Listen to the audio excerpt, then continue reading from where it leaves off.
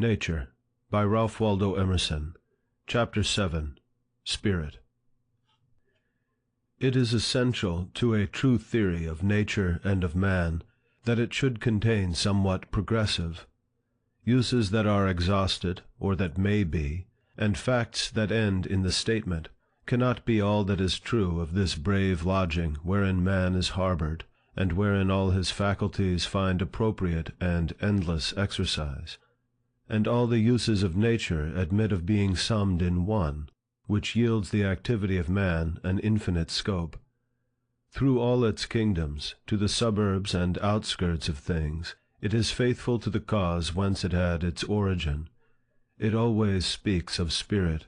It suggests the absolute. It is a perpetual effect. It is a great shadow pointing always to the sun behind us. The aspect of nature is devout. Like the figure of Jesus, she stands with bended head and hands folded upon the breast. The happiest man is he who learns from nature the lesson of worship. Of that ineffable essence which we call spirit, he that thinks most will say least. We can foresee God in the coarse and, as it were, distant phenomena of matter. But when we try to define and describe himself, both language and thought desert us, and we are as helpless as fools and savages. That essence refuses to be recorded in propositions, but when man has worshipped him intellectually, the noblest ministry of nature is to stand as the apparition of God. It is the organ through which the universal spirit speaks to the individual, and strives to lead back the individual to it. When we consider spirit, we see that the views already presented do not include the whole circumference of man. We must add some related thoughts. 3 problems are put by nature to the mind. What is matter? Whence is it? And where to? The first of these questions only the ideal theory answers. Idealism saith, matter is a phenomenon, not a substance. Idealism acquaints us with the total disparity between the evidence of our own being and the evidence of the world's being. The one is perfect, the other incapable of any assurance. The mind is a part of the nature of things. The world is a divine dream, from which we may presently awake to the glories and certainties of day. Idealism is a hypothesis to account for nature by other principles than those of carpentry and chemistry. Yet, if it only deny the existence of matter, it does not satisfy the demands of the spirit. It leaves God out of me. It leaves me in the splendid labyrinth of my perceptions, to wander without end. Then the heart resists it, because it balks the affections in denying substantive being to men and women. Nature is so pervaded with human life, that there is something of humanity in all, and in every particular. But this theory makes nature foreign to me, and does not account for that consanguinity which we acknowledge to it.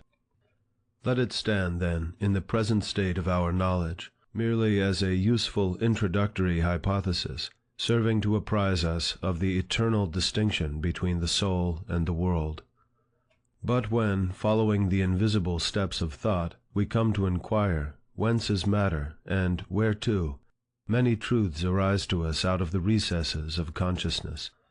We learn that the highest is present to the soul of man, that the dread universal essence, which is not wisdom or love or beauty or power, but all in one, and each entirely, is that for which all things exist, and that by which they are. That spirit creates.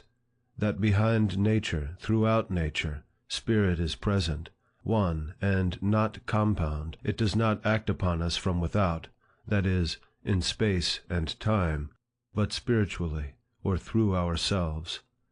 Therefore, that spirit that is the Supreme Being does not build up nature around us, but puts it forth through us, as the life of the tree puts forth new branches and leaves through the pores of the old. As a plant upon the earth, so a man rests upon the bosom of God. He is nourished by unfailing fountains, and draws at his need inexhaustible power. Who can set bounds to the possibilities of man? once inhale the upper air, being admitted to behold the absolute natures of justice and truth, and we learn that man has access to the entire mind of the Creator, is himself the Creator in the finite.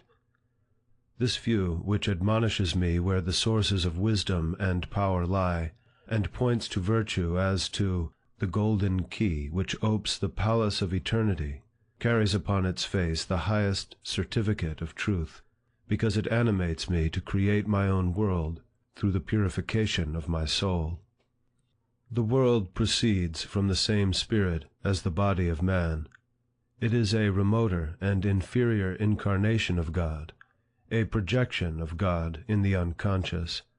But it differs from the body in one important respect. It is not, like that, now subjected to the human will. Its serene order is inviolable by us. It is, therefore, to us the present expositor of the divine mind. It is a fixed point, whereby we may measure our departure.